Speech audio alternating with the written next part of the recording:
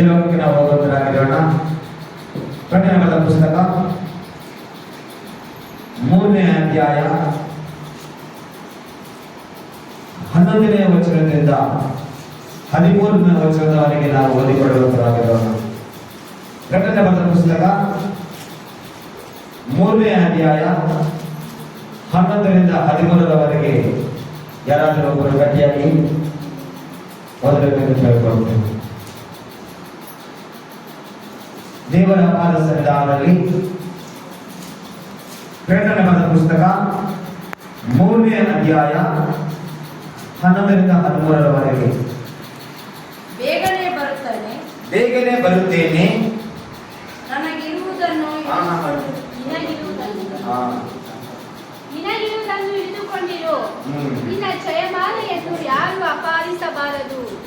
ಯಾವನು ಜಯ ಹೊಂದುತ್ತಾನೋ ಅವನನ್ನು ನನ್ನ ದೇವರ ಆಲಯದಲ್ಲಿ ಸ್ತಂಭವಾಗಿ ನಿಲ್ಲಿಸುವೆನು. ಅವನು ಇನ್ನು ಮುಂದೆ ಯಾವುದರೊಳಗಿಂದ ಹೋಗುವುದೇ ಇಲ್ಲ. ಇದಲ್ಲದೆ ನನ್ನ ದೇವರ ಹೆಸರನ್ನು ನನ್ನ ದೇವರ ಬಳಿಯಿಂದ ಪರಲೋಕದೊಳಗಿಂದ ಇಳಿದು ಬರುವ ಹೊಸ ಯೆರೂಸಲೇಮ್ ಪಟ್ಟಣವೆಂಬ ನನ್ನ ದೇವರ ಪಟ್ಟಣದ ಹೆಸರನ್ನು, ನನ್ನ ಹೊಸ ಹೆಸರನ್ನು ಅವನ ಮೇಲೆ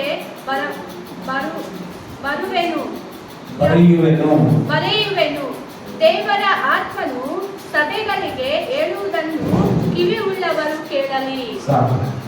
ದೇವರ ಆತ್ಮನು ಮಾತಾಡೋದನ್ನು ಕಿವಿಗಳು ಕೇಳಲಿ. ಬೇರೆ ಈಗ ವಾಕ್ಯ ನೋಡುತ್ತೇವೆ. ವಾಕ್ಯ ಹೇಳ್ತಾ ಪ್ರಕಟಣೆಗಳ ಪುಸ್ತಕ 3ನೇ ಅಧ್ಯಾಯ 11ನೇ ವಚನದಿಂದ ದೇವರ ಬರೆದಿದೆ, ಬೇಗನೆ ಬರುತ್ತೇನೆ, ನಿನಗಿರುವುದನ್ನು ಹಿಡಿದುಕೊಂಡಿರು. ನಿನ್ನ ಜಯಮಾಲೆಯನ್ನು ಯಾರು ಅಪಹರಿಸಬಾರದು. ಯಾವನು ಜಯ ಹೊಂದುತ್ತಾನೋ ಅವನನ್ನು ನನ್ನ ದೇವರ ಬಲಗಡೆ, ನನ್ನ ದೇವರ ಆಲಯದಲ್ಲಿ ಸ್ತಂಭವಾಗಿ ನಿಲ್ಲಿಸುವೆನು. ಕರ್ತನಲ್ಲಿ ಪ್ರೀತಿಯ ದೇವ ಮಕ್ಕಳೇ, ಇವತ್ತು ಉದಯಕಾಲ ಸಮಯದಲ್ಲಿ ನಾವು ನೋಡುತ್ತೇವೆ ದೇವರ ಆತ್ಮನು ಮಾತಾಡಿದ ಕೆಲವು ಮಾತು ಧ್ಯಾನಿಸುವಂತರಾಗಿರೋಣ.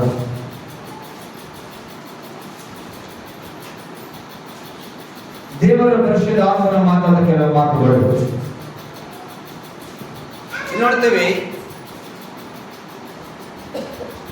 ದೇವರ ಪರಿಶುದ್ಧ ಆತ್ಮನು ಈ ಪ್ರಕಟಣೆಗಳ ಪುಸ್ತಕವನ್ನು ಭಕ್ತರಾದ ಯೋಹಾನನು ಬರೆದಿದ್ದಾನೆ. ಪ್ರೇರೆ ಯೋಹಾನನು ನೋಡ್ತೇವೆ, ಆ ಪದ್ಮಾಸ್ ದ್ವೀಪದಲ್ಲಿ ದೇವರಿಂದ ದರ್ಶನವನ್ನು ಹೊಂದಿ 7 ಸಭೆಗಳ ಕುರಿತಾಗಿ ಬರಿತಾ ಇದ್ದಾನೆ. 7 ಸಭೆಗಳು, ಪ್ರತ್ಯೇಕಿಸಲ್ಪಟ್ಟ ಸಭೆಗಳ ಬಗ್ಗೆ ಬರಿತಾ ಇದ್ದಾನೆ. ಅದರಲ್ಲಿ ಫಿಲಡೆಲ್ಫಿಯ ಸಭೆಗೆ ಬರಿತಾ ದೇವದೂತನು ಮಾತಾಡಿದ ಮಾತು ನಾವು ಇದನ್ನು ಓದಿಕೊಂಡಿದ್ದೇವೆ. ದೇವದೂತನು ಫಿಲಡೆಲ್ಫಿಯ ಸಭೆಗೆ, ಫಿಲಡೆಲ್ಫಿಯ ಎಂಬುದಾಗಿ ನೋಡಿಕೊಳ್ಳೋದ್ರಿಂದ ಅದು ಒಬ್ಬ ವ್ಯಕ್ತಿಯ ಹೆಸರು. ಅದನ್ನು ಒಂದು ಪಟ್ಟಣಕ್ಕೆ ಇಡ್ತಾರೆ, ಒಂದು ಊರಿಗೆ ಇಡ್ತಾರೆ. ಆ ಊರಿಗೆ ಒಬ್ಬ ವ್ಯಕ್ತಿಯ ಹೆಸರು ಇಡ್ತಾರೆ. ಇವತ್ತು ನೋಡ್ತೀವಿ ಅನೇಕ ಸ್ಟೇಡಿಯಂಗಳಿಗೆ, ಕೆಲವು ಬಸ್ ಸ್ಟ್ಯಾಂಡ್ಗಳಿಗೆ, ಕೆಲವು ಪ್ರಾಂತಗಳಿಗೆ ನೋಡ್ತೇವೆ ಹೆಸರುಗಳಿರ್ತಾರೆ. ಕೆಲವು ಬೀದಿಗಳಿಗೆ, ರೋಡ್ಗಳಲ್ಲಿ ಇರ್ತಾರೆ. ಹಾಗೆಯೇ ಈ ಫಿಲಡೆಲ್ಫಿಯ ಎಂಬುದು ಒಬ್ಬ ವ್ಯಕ್ತಿಯ ಹೆಸರು. ಅದನ್ನು ನಂತರ ಕಾಲಕ್ರಮೇಣ ಅದರ ಪಟ್ಟಣವಾಗಿ ಆ ಪಟ್ಟಣಕ್ಕೆ ಆ ಹೆಸರು ನೀಡುತ್ತಾರೆ. ನೋಡುತ್ತೇವೆ ಈ ಫಿಲಡೆಲ್ಫಿಯ ಸಭೆ ಇದು ದೇವರಲ್ಲಿ ಒಂದನ್ನು ಕಾಪಾಡಿಕೊಂಡಿರುವಂತಹ ಸಭೆ. ಅದಕ್ಕೆ ಹೇಳ್ತಾನೆ, ನಾನು ಬೇಗನೆ ಬರ್ತೇನೆ. ಯೇಸು ಸ್ವಾಮಿ ಮೊದಲನೇ ಸಾರಿ ಬಂದಾಗ ಆತನು ಈ ಸಭೆಗೆ ಈ ಮಾತನ್ನು ಬರಲಿಲ್ಲ. ಯೇಸು ಸ್ವಾಮಿ ಆತನು ಬಂದು ಆತನು ಸಾಲ್ಪಟ್ಟವನಾಗಿ ನಂತರ ಮೃತ್ಯುಂಜಯನಾಗಿ ಎದ್ದು ಬಂದು ಆತನ ಪರಲೋಕಕ್ಕೆ ಆರು ಹೋದ ನಂತರ ನೋಡುತ್ತೇವೆ ಆತನ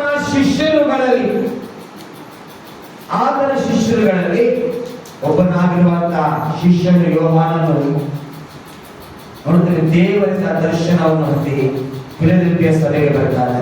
ಕೇವಲ ಫಿಲದೆಲ್ಫಿಯ ಸಭೆಗಲ್ಲ, 7 ಸಭೆಗಳಿಗೆ ಬರ್ತಾನೆ. ವಾಕ್ಯಗಳಂತ ಬೇರೆ, ನಿನಗಿರುವುದನ್ನು ನಿನ್ನ ಇರುವುದನ್ನು ಹಿಡಿದುಕೊಂಡಿರು, ನಿನಗಿರುವುದನ್ನು ಹಿಡಿದುಕೊಂಡಿರು. ಇದರಿಂದ ವಾಕ್ಯಾಂಶನ ಬಂದ್ರು, ನಿನಗೆ ಇರುವುದನ್ನು ಹಿಡಿದುಕೊಂಡಿರು, ನಿನಗಿರುವುದನ್ನು ಹಿಡಿದುಕೊಂಡಿರು. ಇಂಗ್ಲಿಷಲ್ಲಿ ಏನೈತೆ? ಇಂಗ್ಲಿಷಲ್ಲಿ ಏನೇ ಹೇಳ್ತಾರಲ್ಲ ಪದವನ್ನು, నీ గుణదాన్ని భద్రంగా పట్టుకో. ನೋಡಿ, ಇವಾಗ ನಿನಗೆ ಏನೈತಲ್ಲ ಅದನ್ನು ಗಟ್ಟಿಯಾಗಿ ಹಿಡ್ಕೋ. ಸ್ವಲ್ಪ 11ನೇ ವಚನ,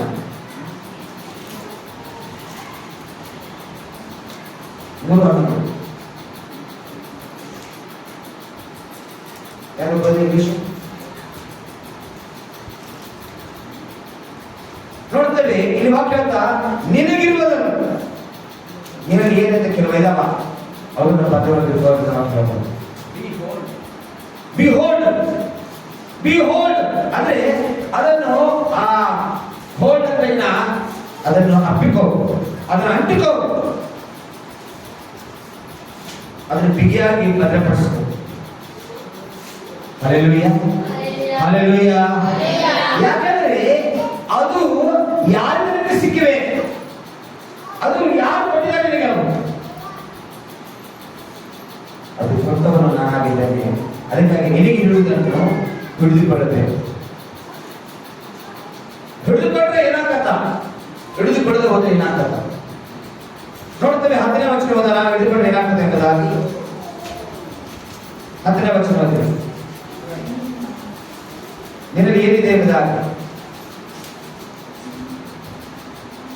ಕಟ್ಟಡ ಪುಸ್ತಕ 3ನೇ 10ನೇ ವಚನ. ಬೇಗ ಬೇಗ ಓದಬೇಕು, ವಾಕ್ಯ ಓದುವಂಥವ್ರು ಸಮಯ ವ್ಯರ್ಥ ಮಾಡಬಾರದು. ನೀನು ನನ್ನ ಸಹನ ವಾಕ್ಯವನ್ನು ಕಾಪಾಡಿದ್ದರಿಂದ ಭೂನಿವಾಸವನ್ನು ಪರೀಕ್ಷಿಸುವುದಕ್ಕಾಗಿ ಲೋಕದ ಮೇಲೆಲ್ಲ ಬರೆದಿರುವ ಶೋಧನೆಯ ಸಮಯದಲ್ಲಿ ನೀನನ್ನು ತಪ್ಪಿಸಿ ಕಾಪಾಡಬೇಕು. ನೋಡ್ತೇವೆ, ನೀನು ಒಂದನ್ನು ಕಾಪಾಡಿಕೊಂಡಿದ್ಯಾ, ಸಹನ ವಾಕ್ಯವನ್ನು ನೀನು ಕಾಪಾಡಿಕೊಂಡ. ಸಹನೆ ದೇವರ ವಾಕ್ಯವನ್ನು ನೋಡ್ರಿ, ಇದರಲ್ಲಿ 2 ಇವೆ. ಅವು 2 ಗೊತ್ತಾ? ಸಹನೆ, ತಾಳ್ಮೆ. ದೇವರ ಮಕ್ಕಳಲ್ಲಿ ಇರಬೇಕಾದದ್ದು 2 ವಿಷಯಗಳು ಬೇರೆ, ಸಹನೆ, ತಾಳ್ಮೆ. ನಿರೀಕ್ಷೆ, ಅದನ್ನು ಭದ್ರವಾಗಿ ಕಾಪಾಡಬೇಕು. ನೀನು ಒಳ್ಳೆಯವನೇ, ಆದರೆ ನೋಡುತ್ತೇವೆ ಫಿಲದೆಲ್ಫಿಯ ಎಂಬ ಪದಕ್ಕೆ ಅರ್ಥ ಗೊತ್ತಾ? ಸಹೋದರನ ಪ್ರೀತಿ. ಫಿಲದೆಲ್ಫಿಯ ಸಹೋದರನ ಪ್ರೀತಿ ಎಂಬುದಾಗಿ. ಈ ಸಭೆಯಲ್ಲಿ ಒಂದು ಬೇರೆ ಅವರು ನೋಡುತ್ತೇವೆ. ಕೆಲವು ಸ್ವಲ್ಪ ಹೋಗಿ ಮತ್ತೆ ನಾವು ಬರೋಣ. ಈ ಸಮಯದಲ್ಲಿ 8ನೇ ವಚನದಿಂದ ಓದೋಣ. ನಿನಗಿರುವ ಶಕ್ತಿ ಕೊಂಚವಾಗಿದ್ದರೂ ನೀನು ನನಗೆ ಸೇರಿದವನಲ್ಲವೆಂದು ಹೇಳದೆ ನನ್ನ ವಾಕ್ಯವನ್ನು ಕಾಪಾಡಿದ್ದರಿಂದ ಇದು ನಿನ್ನೆದುರಿನಲ್ಲಿ ಒಂದು ಬಾಗಿಲನ್ನು ತೆರೆದಿದ್ದೇನೆ, ಯಾರು ಅದನ್ನು ಮುಚ್ಚಲಾರರು.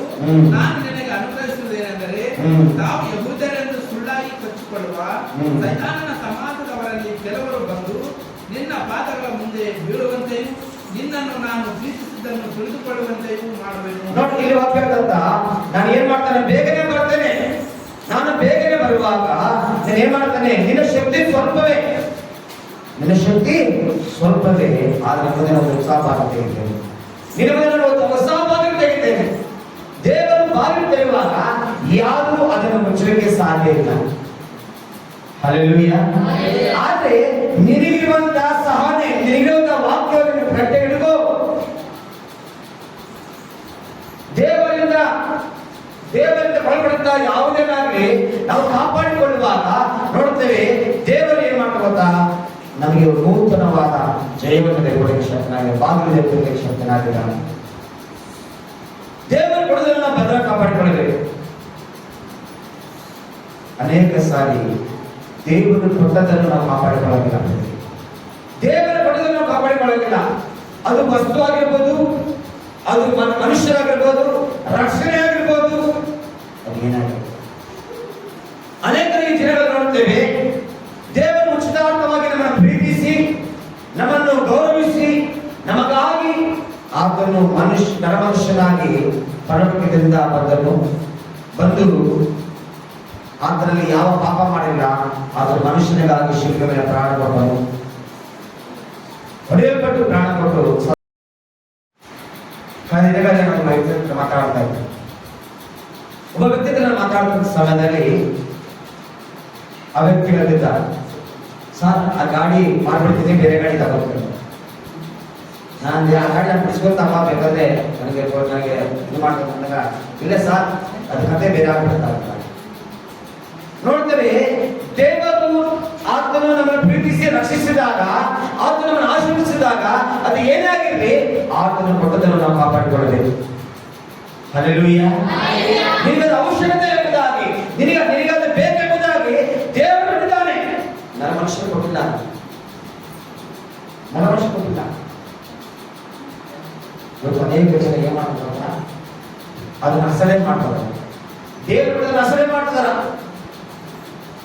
ದೇವರು ಆರೋಗ್ಯವಾಗಿರ್ಬೋದು, ಅನೇಕ ದೇವರಿಗೆ ಸ್ವಸ್ಥಪಡಿಸ್ತಾನ, ಅನೇಕ ಸಮಾಧಾನ ಕೊಡ್ತಾನ, ಶಾಂತಿ ನೆಮ್ಮದಿ ಕೊಡ್ತಾನ. ನಿನಗಿರುವುದನ್ನು ಎಷ್ಟು ಮಾತ್ರ ತಿಳ್ಕೊಂಡಿದೀಯಾ ಆಲೋಚನೆ ಮಾಡು. ನಿನಗೆ ದೇವರ ಕೊಟ್ಟಿದ್ದನ್ನು ಎಷ್ಟು ಕಾಪಾಡಿಕೊಳ್ತಾನೆ. ಇವತ್ತು ಅನೇಕ ಜನ ಪ್ರಶ್ನೆ ಮಾಡ್ತಿದ್ದೇವೆ ನಾವು, ದೇವರಿಂದ ಕಳ್ಕೊಂಡು ನಾವು ಪ್ರಶ್ನೆ ಮಾಡ್ತೇವೆ, ದೇವರಿಗೆ ಏನ್ ಕೊಟ್ಟಿದ್ದಾನೆ, ದೇವರಿಗೆ ಏನ್ ಮಾಡಿದ್ದಾನೆ, ದೇವರಿಗೆ ಏನ್ ಮಾಡಿದ್ದಾನೆ.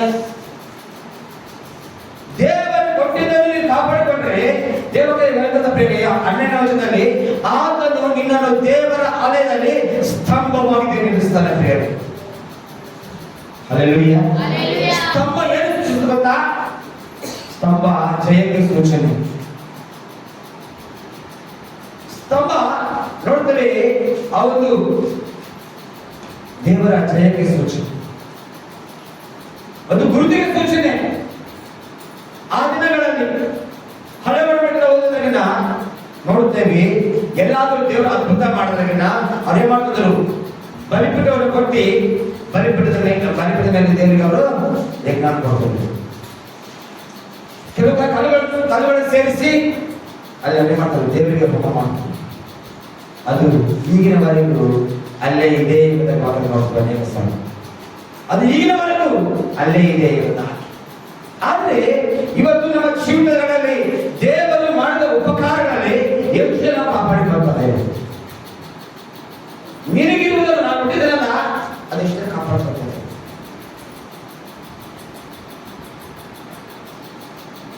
ಬಹಳ ಜನ ಕಾಪಾಡಿಕೊಳ್ಳೋದು ಕಳ್ಕೊಂಡ್ಬಿಡ್ತಾರೆ.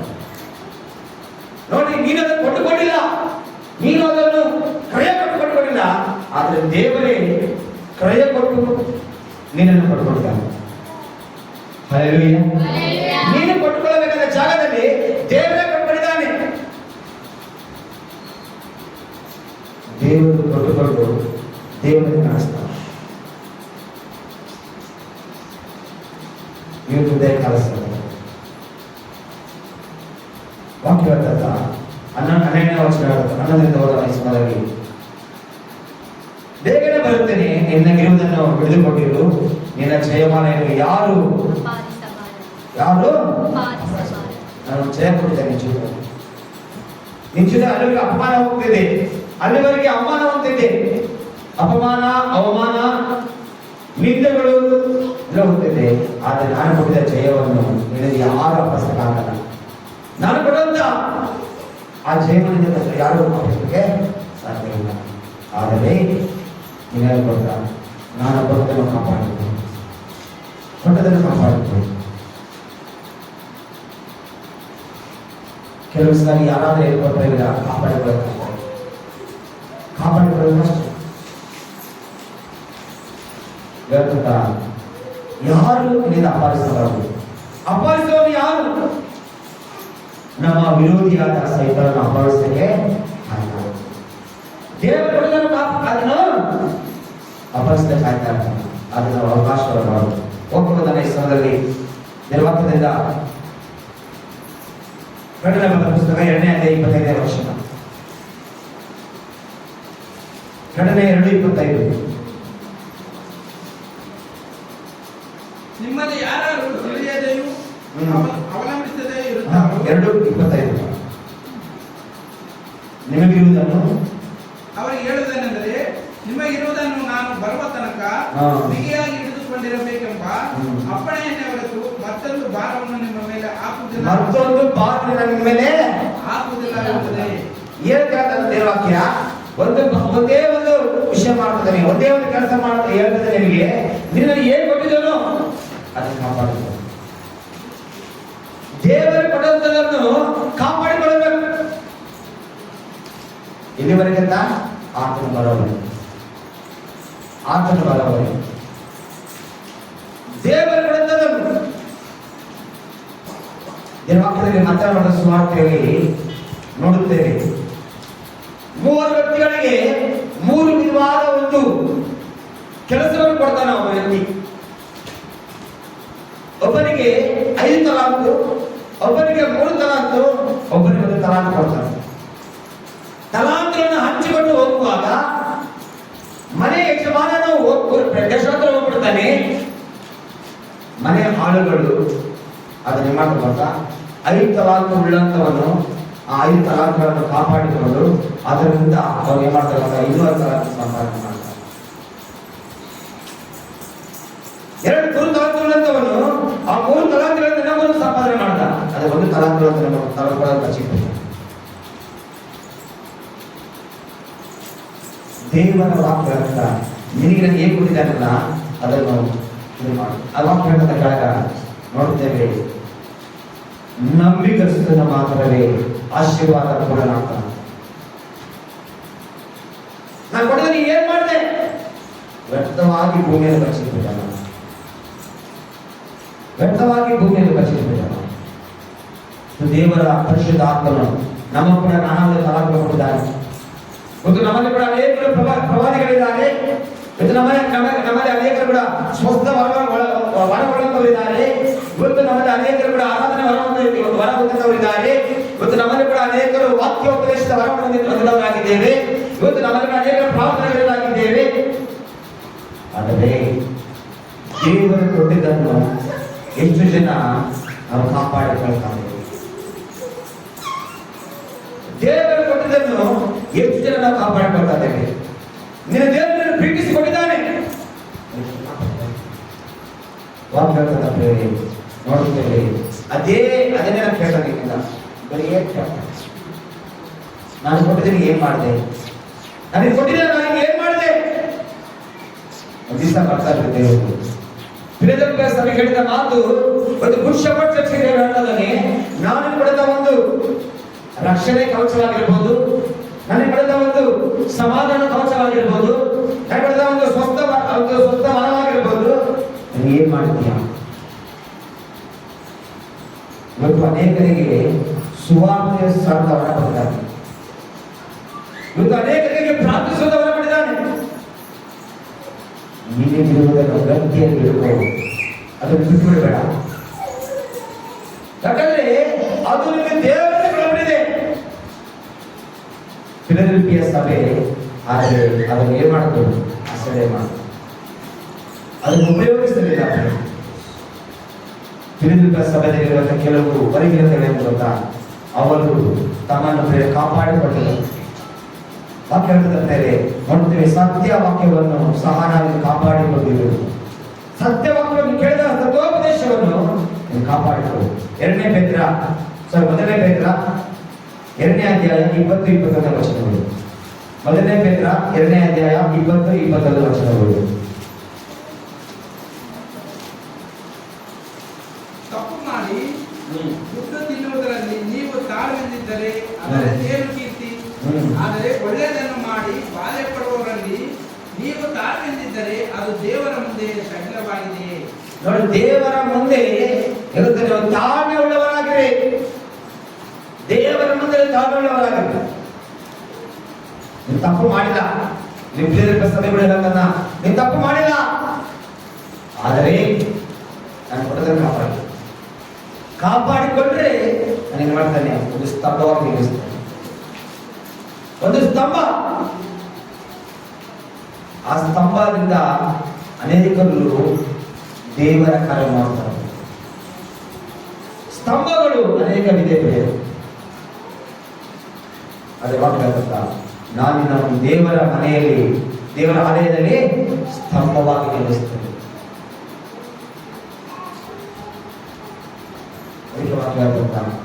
ಮೊದಲ ಪೇತ್ರ 2:20-21 ತಾಳ್ಮೆಯುಳ್ಳವರಾಗಿರಬೇಕು. ತಾಳ್ಮೆಯುಳ್ಳವರಾಗಿ ನಮ್ಮಲ್ಲಿ ಸಾಕು. ನಿನಗಿರುವುದನ್ನು ನೀನು ಹಿಡಿಕೊಂಡು, ನೀನು ಹಿಡಿಕೊಂಡು ತಾಳ್ಮೆಯ ಜೀವಿತವನ್ನು ಜೀವಿಸು. ದೇವರು ಅದನ್ನೇ ಇಷ್ಟಪಡ್ತಾರೆ. ಇನ್ನೊಂದು ವಚನ ಓದಲಿ ಸಮಯದಲ್ಲಿ 2 ಥೆಸಲೋನಿಕ 3ನೇ ಅಧ್ಯಾಯ 5ನೇ ವರ್ಷ. 2 ಥೆಸಲೋನಿಕ 3ನೇ ಅಧ್ಯಾಯ 5ನೇ ವರ್ಷ. ಕ್ರಿಸ್ತನ ತಾಳ್ಮೆಯಲ್ಲಿಯೂ ಸೇರುವಂತೆ ಕರ್ತನೇ ನಿಮ್ಮನ್ನು ನಡೆಸಲಿ. ಕ್ರಿಸ್ತನ ತಾಳ್ಮೆಯಲ್ಲಿ ಸೇರುವಂತೆ ಕರ್ತನೇ ನಡೆಸಲಿ. ಹಾಗೆಯೇ ಪ್ರಕಟಣೆ 21ನೇ ಅಧ್ಯಾಯ 2ನೇ ವರ್ಷದಲ್ಲಿ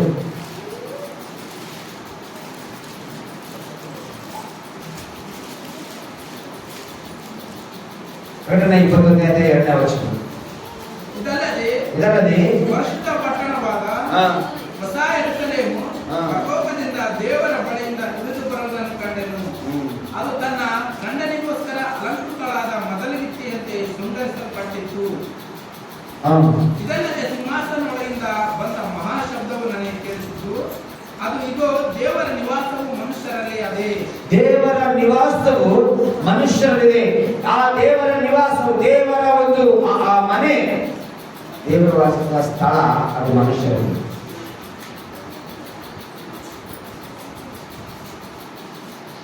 ಸಭೆ ಅಂದ್ರೆ ಇವತ್ತು ನಾವು ನೋಡ್ತೇವೆ ಅನೇಕ ಸಾರಿ ಕಟ್ಟಡ ಇದ್ದಾರೆ, ಬಿಲ್ಡಿಂಗ್ ಇದ್ದಾರೆ. ಸಭೆ ಕಟ್ಟಡ ಅಲ್ಲ, ಸಭೆ ನಾವೇ ಆಗಿದ್ದೇವೆ. ನನ್ನಲ್ಲಿ ಯೇಸು ಇರುವುದಾದ ನಿಜವಾದ ಸಭೆ, ನನ್ನಲ್ಲಿ ಯೇಸು ಇರುವುದಾದ ನಿಜವಾದ ಸಭೆ, ಸಭೆಯಾಗಿ ನಾವು ಇರಬೇಕಾಗುತ್ತದೆ. ಹಾಗೆ ನಾವು ಓದೋಣ ಈ ಸಮಯದಲ್ಲಿ ಪ್ರಕಟಣೆ 22ನೇ ಅಧ್ಯಾಯ 1-3 ವಚನಗಳು. ಆಮೇಲೆ ಅವನು ಕಟಿಕದಂತೆ ಪ್ರಕಾಶಮಾನವಾಗಿದ್ದ ಜೀವಜಲದ ನದಿಯನ್ನು ನನಗೆ ತೋರಿಸಿದನು.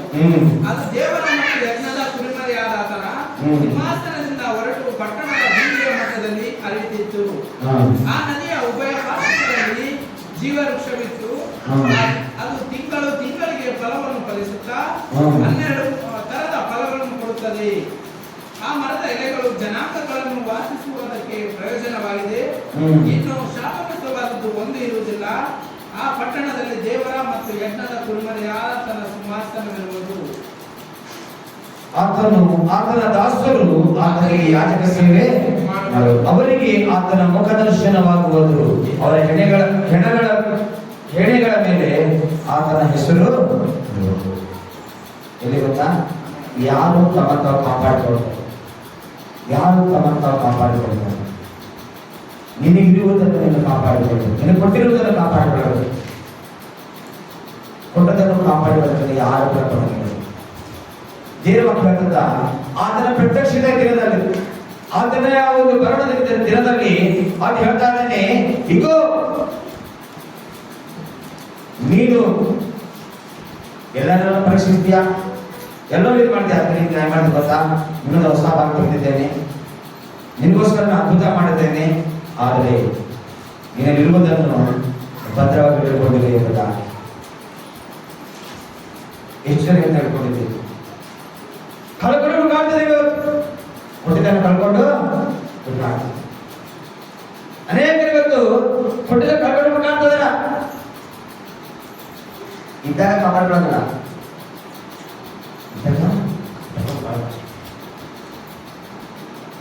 ದೇವ್ರು ಕೊಟ್ಟ, ದೇವ್ರು ಮಾಡಿದ ಆಶೀರ್ವಾದಿಸಿದ. ದೇವ್ರ ನಮ್ಮೆಲ್ಲ ಚೆನ್ನಾಗಿದೆ ಸರ್, ದೇವ್ರ ನಮ್ಮೆಲ್ಲ ಜೀವಿತ ಚೆನ್ನಾಗಿತ್ತು. ಆದ್ರೆ ಇವತ್ತು ಯಾಕೆ ಹಿಂಗಾಗ್ತದೆ ಜೀವಿತ? ದೇವ್ರ ಕೇಳ್ದಂತ ಮತ್ತೆ ದೇವ್ರ ಬಳಿಗೆ ಬಾ, ದೇವರ ಬಳಿಗೆ ಬಂದು ದೇವರನ್ನೇ ಸರಿಪಡಿಸಿ. ಎಲ್ಲಿಂದ ಬಿದ್ದಿದೆಯೋ ಅಲ್ಲಿ ಜ್ಞಾಪಕ ಮಾಡಿಕೋ. ನಾನು ಕೊಟ್ಟದನ್ನು ಕಾಪಾಡಿಕೊಂಡಿಲ್ಲ, ಇನ್ನು ಮುಂದೆ ಅದನ್ನು ಕಾಪಾಡಿಕೋ. ಆತನ ಬರೋದಕ್ಕೆ ಮುಂಚೆ ಆತನ ಎಚ್ಚರಿಸ್ತಾ ಇದ್ದಾನೆ. ಆತ ನಮಗೆ ಎಚ್ಚರಿಸ್ತಾನೆ, ನಾನು ಯಾವಾಗ ಮಾಡ್ತಾನೆ ಗೊತ್ತಿಲ್ಲ. ನೋಡ್ತೇವೆ ಆ ಸಭೆಗಳು ಎತ್ತಲ್ಪಟ್ಟಿವೆ. ಆ ಸಭೆಗಳಿಲ್ಲ ಇವತ್ತು. ಸಭೆಗಳು ಒಂದು ಕೂಡ ತಮ್ಮನ್ನು ತಾವು ಕಾಪಾಡಿಕೊಂಡಿಲ್ಲ. 7 ಸಭೆಗಳು ಅವು ಕಾಪಾಡಿಕೊಂಡಿಲ್ಲ. ಫಿಲದೆಲ್ಫಿಯ ಸಭೆ ಅದು ಭದ್ರವಾಗಿ ನೋಡ್ತೇವೆ, ಕಾಪಾಡಿಕೊಳ್ಳಬೇಕಾದ ಸಭೆ, ಭದ್ರವಾಗಿ ನಿಂತುಕೊಳ್ಳಬೇಕಾದ ಸಭೆ. ಅದೇ ನೋಡ್ತೇವೆ ಕೆಲವು ವರ್ಷಗಳ ನಂತರ, 100 ವರ್ಷಗಳ ನಂತರ ಆ ಸಭೆ ಅದು ಇಲ್ಲದೆ ಹೋಗ್ತದೆ. ಫಿಲದೆಲ್ಫಿಯ ಪಟ್ಟಣ ಇದೆ, ಆದರೆ ಫಿಲದೆಲ್ಫಿಯ ಸಭೆ ನೋಡುತ್ತೇವೆ. ದೇವರ ನಾವೆಲ್ಲರೂ ವಾಕ್ಯ ಹೇಳ್ತಾ, ನಿನಗಿರುವುದನ್ನು ಹಿಡಿದುಕೊಂಡಿರುವುದು, ನಿನಗಿರುವುದನ್ನು ಹಿಡಿದುಕೊಂಡ್ರೆ ಆ ದಿನ ಜಯವಾಗಿ ಬರ್ತೇನೆ. ನಿನಗಿರುವುದನ್ನು ಹಿಡಿದುಕೊಂಡ್ರೆ ನನಗೆ ಮಾಡ್ತೇನೆ, ನಾನು ನನ್ನ ಆಲಯದಲ್ಲಿ ಸ್ತಂಭವಾಗಿ ನಿಲ್ಲಿಸ್ತೇನೆ. ನಿನಗಿರುವುದನ್ನು ಹಿಡಿದುಕೊಂಡ್ರೆ ಮಾಡ್ತೇವೆ ಗೊತ್ತಾ. ನೋಡ್ತೇವೆ ಇನ್ನು ಮುಂದೆ ಅದರೊಳಗೆ ಹೋಗುವುದೇ ನಿನಗೆ ಹೊಸ ಹೆಸರು ಕೊಡ್ತೇವೆ. 3 ವಿಷಯಗಳು ದೇವರು ಸಿದ್ಧಾಗ್ತೇವೆ. 3 ವಿಷಯಗಳು ದೇವರು ಕೊಡ್ತಾನೆ. ಮೊದಲ ಹಿಡ್ಕೊಂಡು ನೋಡಿದ್ರೆ ಮೊದಲನೇದಾಗಿ ದೇವರ ಆಲಯದಲ್ಲಿ ಸ್ತಂಭವಾಗಿ ದೇವರು ನಿಲ್ಲಿಸ್ತಾನೆ. ನೋಡ್ತೇವೆ. 2ನೇದು ಜಯಶಾಲಿಯಾಗಿ ದೇವರನ್ನು ಮಾಡ್ತಾನೆ. 3ನೇದು ಹೊಸ ಹೆಸರು ದೇವರಿಗೆ ಕೊಡುವಂತ ನೂತನ ಆಕಾಶದಲ್ಲಿ ನೂತನ ಭೂಮಂಡಲದಲ್ಲಿ ಆತನು ನಮಗೆ ಹೊಸ ಹೆಸರು ದೇವರು ದಯಪಾಲಿಸುವ. ಹೊಸ ಹೆಸರು ಈ ಮೂಲಕದಲ್ಲ, ಪರಲೋಕದಲ್ಲಿ. ಇವತ್ತು 3 ವಿಷಯಗಳು ಹೊಂದಿಕೊಳ್ಳಬೇಕಾಗಿ ಸಿದ್ಧರಾಗಬೇಕು. ಒಂದನೇದು ದೇವರು ಏನು ಕೊಟ್ಟಿದ್ದಾನೆ, ದೇವರಿಗೆ ಏನು ಕೊಟ್ಟಿದ್ದಾನೆ. ದೇವರದೇನು ಉಪಲಬ್ಧ ಲಕ್ಷಣ, ದೇವರದೇನು ಮನಸ್ಸಾಂತ, ದೇವರದೇನು ಚಿತ್ರ ಅದ್ಭುತ.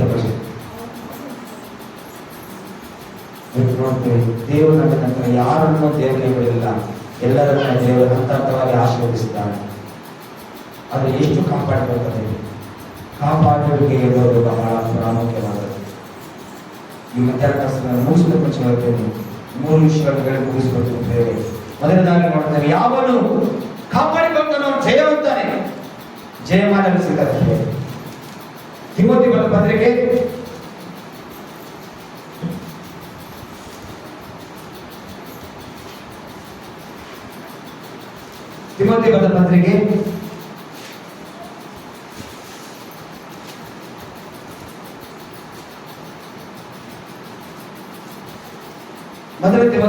6ನೇ ಅಧ್ಯಾಯ 12ನೇ ವಚನ.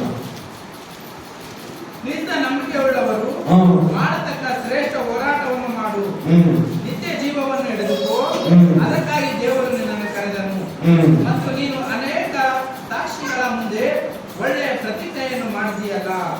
ಸರ್ವ ಸೃಷ್ಟಿಗೆ ಜೀವದಾಯಕನಾದ ದೇವರ ಮುಂದೆಯೂ ಪಂಚ ಪಿಲಾತ ಕಾಲದಲ್ಲಿ ಶ್ರೇಷ್ಠ ಪ್ರತಿಜ್ಞೆಯನ್ನು ತಾನೇ ಸಾಕ್ಷಿಯಾಗಿದ್ದು ಸ್ಥಾಪಿಸಿದ ಕ್ರಿಸ್ತ ಯೇಸುವಿನ ಮುಂದೆಯೂ ನಾನು ನಿನಗೆ ಖಂಡಿತವಾಗಿ ಹೇಳುವುದೇನೆಂದರೆ, ನಮ್ಮ ಕರ್ತನಾದ ಯೇಸು ಕ್ರಿಸ್ತನು ಪ್ರತ್ಯಕ್ಷನಾಗುವ ತನಕ ನೀನು ಸುವಾರ್ತೆಯ ಅವಧಿಯನ್ನು ನಿಷ್ಕಳಂಕವಾಗಿಯೂ ನಿಂದಾರಹಿತವಾಗಿಯೂ ಕಾಪಾಡಬೇಕು. ಭಾಗ್ಯವಂತನಾದ ಏಕಾಧಿಪತಿಯು ತನ್ನ ಮುಕ್ತ ಸಮಯದಲ್ಲಿ ಆತನನ್ನು ಪ್ರತ್ಯಕ್ಷಪಡಿಸುವನು. ಆ ಏಕಾಧಿಪತಿಯು ರಾಜಾದಿ ರಾಜನು, ಕರ್ತರ ಕರ್ತನು, ತಾನೊಬ್ಬನೇ ಅಮರತ್ವ ಉಳ್ಳವನು, ಅಗಮ್ಯವಾದ ಬೆಳಕಿನಲ್ಲಿ ವಾಸ ಮಾಡುವವನು ಆಗಿದ್ದಾನೆ. ಮನುಷ್ಯರಲ್ಲಿ ಯಾರು ಆತನನ್ನು ಕಾಣಲಿಲ್ಲ, ಯಾರು ಕಾಣಲಾರರು. ಆತನಿಗೆ ಮಾನವ ನಿತ್ಯಾಧಿಪತ್ಯವೂ ಇರಲಿ. ಆಮೆನ್. Hallelujah, hallelujah. ನೋಡ್ತೇವೆ ಕ್ರಿಸ್ತ ನಂಬಿಕೆಯುಳ್ಳವರು ಮಾಡತಕ್ಕ ಶ್ರೇಷ್ಠ ಹೋರಾಟವನ್ನು ಮಾಡು, ನಿತ್ಯ ಜೀವನ ಹಿಡಿದುಕೋ. ಏನು ಕೊಡುವುದಲ್ಲ ನಿತ್ಯ ಜೀವ, ಅದನ್ನು ಭದ್ರವಾಗಿ ಕಾಪಾಡಿಕೊಳ್ಳುತ್ತಾರೆ. ಬೇರೆ ನೋಡುತ್ತೇವೆ ಇದೇ ಮಾತುಗಳಲ್ಲಿ ಪೌರನ ಮಾತು ಹೇಳ್ತಾರೆ, ಬೇರೆ ನನಗೋಸ್ಕರ ಬಾಡುವುದು ಜಯಮಾನನಿಗೆ ಸಿದ್ಧವಾಗಿದೆ ಎಂಬುದಾಗಿ ನಾನು ನೋಡುತ್ತೇವೆ. ಬೇರೆ ಶ್ರೇಷ್ಠ ಹೋರಾಟ ಮಾಡಿದ್ದೇನೆ, ನಾನು ಶ್ರೇಷ್ಠ ಹೋರಾಟ ಮಾಡಿದವನಿಗೆ ಮತ್ತು ಸಿಗತಕ್ಕ ಜಯಮಾನ ನನಗೆ ಸಿಗ್ತಾ ಇದೆ. ಅದನ್ನು ಏನು ಪ್ರಿಯನಾಗಿರು, ಅದಕ್ಕಾಗಿ ಪ್ರಯಾಸ ಪಡೆಯುವುದಾಗಿ ನೋಡುತ್ತೇವೆ. ಪೌಲನು ತಿಮೋಥಿಗೆ ಹೇಳ್ತಾನೆ, ಬೇರೆ ಅದಕ್ಕಾಗಿ ನಾವು ಒಂದು ವಿಷಯ ಮಾಡಬೇಕು. ನೋಡುತ್ತೇವೆ, ಶ್ರೇಷ್ಠ ಹೋರಾಟವನ್ನು ಹೋರಾಡಿ ಅದಕ್ಕಾಗಿ ನಾವು ದೇವರ ಕ್ಷೇಮದಲ್ಲಿ ನಾವು ಕಾಪಾಡಿಕೊಳ್ಳುತ್ತೇವೆ. ವಾಕ್ಯದಂತ ನಂಬಿಗಸ್ತನು ಆಶೀರ್ವಾದ ಕೊಡನಾಗುವುದು.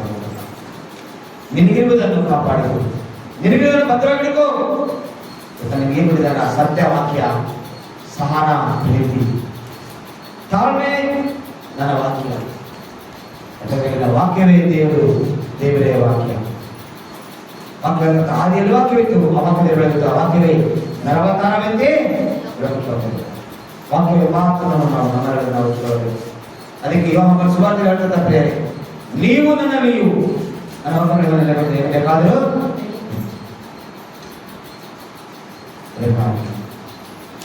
ಹಿಡಿದುಕೊಂಡಿದ್ದೇವೆ. ನಿನಗಿರುವುದನ್ನು, ನಿನಗಿರುವಂತಹ ಜೀವ ವಾಕ್ಯ ಹಿಡ್ಕೊಂಡಿದ್ಯಾ? ನಿನಗಿಂತ ವರ್ಷ ಹಿಡ್ಕೊಂಡಿದ್ಯಾ? ದೇವರದ ಯಾವುದನ್ನ ಹಿಡ್ಕೊಂಡಿದ್ದೆ ಜೀವನ ಮಾಡ್ತಾರೆ.